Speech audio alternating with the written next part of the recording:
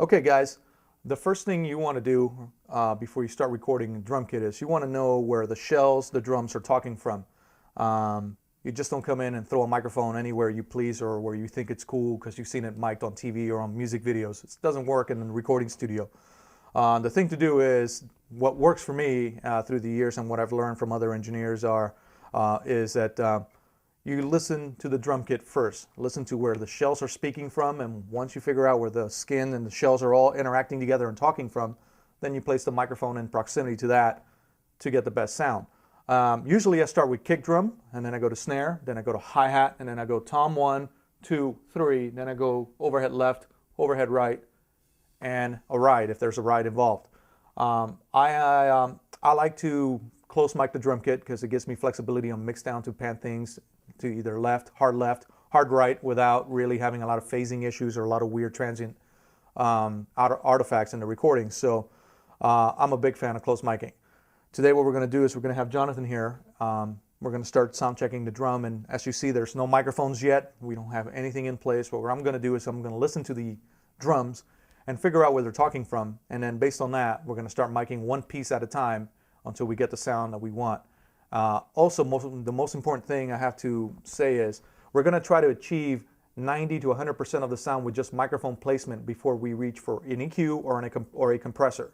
We want to stay away from, I like to stay away from EQ and compressors and try to achieve as much of the natural sound of the drum kit without having to do any artificial EQing or compression.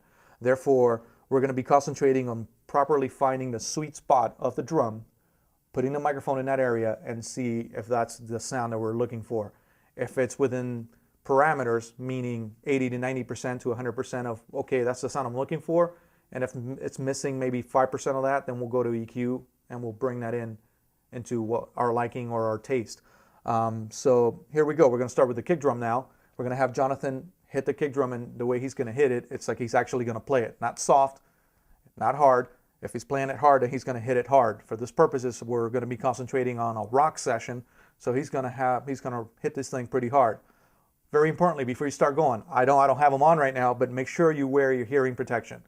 You got a lot of level coming off of these things, and they can hurt your ears if you're not careful. So we're going to start with the kick drum first.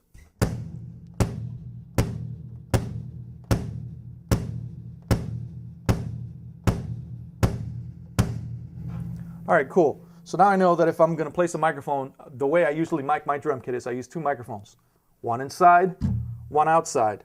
So I know that actually my drum mic on the inside of the drum kit, it's going to be angled in about 20 degrees to the center of the beater, aimed at the beater of the drum on the inside the kick drum. Now, if I'm using an outside microphone or any other sort of transducers like a Yamaha sub kick or anything of the sort, right in this area here, right here, is where I will probably be looking to focus my microphone, because I know that this is where the skin is talking from on this particular drum kit.